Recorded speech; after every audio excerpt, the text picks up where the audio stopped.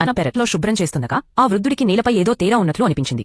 అతను ఆ మట్టిని ముక్కు దగ్గర పెట్టి వాసన చూస్తే ఒక ఘాటైన వాసన అతనికి పరిచయమున్నట్లుగా తోచింది. తన అంచనాను నిర్ధారించుకున్నడికి ఆ వృద్ధుడు కింద ఉన్న గడ్డిపై నిప్పు పెట్టాడు. మరుక్షణమే ఆ పెరతంతా వింతైన అగ్నిరేహలు వ్యాపించాయి. పొగ తగ్గాక నేలపై ఒక విచిత్రమైన ఆకారం ఏర్పడింది. ఇది చూసి వృద్ధుడు వెంటనే ఇంటికి వెళ్లబోయాడు. కాని సరిగ్గా అప్పుడే అతను కింద పడిపోయాడు. అలసటతో సొమ్మసిల్లిపోయాడని అతని కుటుంబ సభ్యులు అనుకున్నారు. కాని ఆ వృద్ధుడు మేల్కొన్నప్పుడు అందరితో ఈ రాత్రి నా చావు రాబోతుంది అని చెప్పాడు. అందుకే తన శవాన్ని పెరట్లో 10 మీటర్ల లోతులో పాతిపెట్టాలని కోరాడు. అతని మాటలు విని కుటుంబ సభ్యులు ఆశ్చర్యపోయాడు.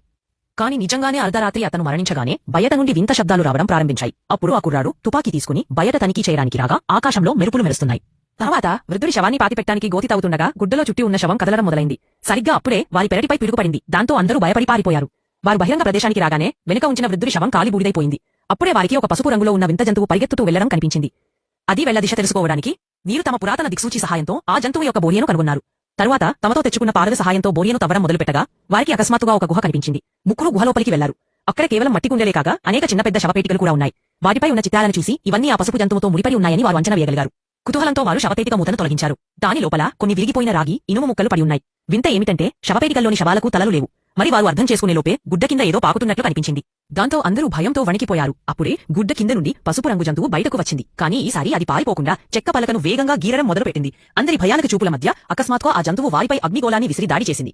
వారు సమయానికి తప్పించుకోవడంతో త్రుటిలో రక్షించబడ్డారు. కానీ అప్పుడే ఆ మంట గుహ అంతటా వ్యాపించింది. అన్ని శవపేటికలు కూడా కాలిపోవడం ప్రారంభించాయి. చూస్తుండగానే మంటలు వారిని చుట్టుముట్టాయి. ఈలోగా ఆ జంతువు అవకాశ చూసి ఒక రంధ్రం ద్వారా గుహ నుండి బయటకు పారిపోయింది. ఇది చూసి వారందరూ తమ కాగడాలకు నిప్పంటించి నేరుగా ఆ రంధ్రాలలోకి విసిరారు. దాని కారణంగా త్వరలోనే బోరియలన్నిటికీ మంటలు అంటుకున్నాయి. వాస్తవానికి వీరు ఆ జంతువును పట్టుకోవడానికి ప్రణాళిక వేస్తున్నారు. వీరు ఒక రంధ్రాన్ని తెరిచి ఉంచారు. ఎందుకంటే బోరియలన్నీ మూసుకుపోవడంతో ఆ జంతువు మిగిలిన చివరి రంధ్రం నుండి బయటకు రాగానే వీరు వెంటనే దానిని పట్టుకుని బంధించారు. తరువాత దానిని బోనులో ఉంచి ఇంటికి తీసుకువచ్చారు. ప్రమాదం తొలగిపోయిందని వీరు అనుకున్నారు.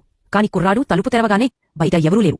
కింద కేవలం ఒక చిన్న గిన్నె మాత్రమే పడి ఉంది. కుర్రాడు దాన్ని తీసి చూడగా ఆ గిన్నె బంగారు ముక్కలతో నిండి ఉంది. దాని వాసన చూస్తే అది ఇప్పుడే సమాధి నుండి తీసినట్లుగా ఉంది. ఇదంతా ఆ పసుపు జంతువు ఇచ్చిన బహుమతి అయ్యుంటుందని వారు అనుకున్నారు. తరువాత పెరట్లో కొంతమంది కూలీలు బావులు తవ్వుతుండగా అకస్మాత్తుగా బావి నుండి అగ్నిగోళం బయటకు వచ్చింది. దాంతో అందరూ దాని బారిన పడి అక్కడే కుప్పకూలిపోయారు.